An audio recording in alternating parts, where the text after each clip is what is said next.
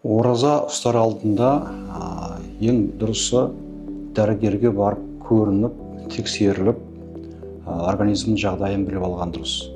Яғни қан тапсырып, ультрадыбыстық зерттеу жасап, эндоскопиялық зерттеу жасап, көз жеткізіп алған дұрыс. Себебі ол ондай жасамаса, ораза кезінде асқынулар пайда болуы мүмкін. Ораза қандай адамдарға болмайды? Созылмалы аурулардың асқынуы кезінде. Мысалға айтсақ, жара ауруында, асқазанның 12 ішектің жара ауруында, бауырдың қабыну процестері кезінде, өттегі тас болған жағдайда болмайды.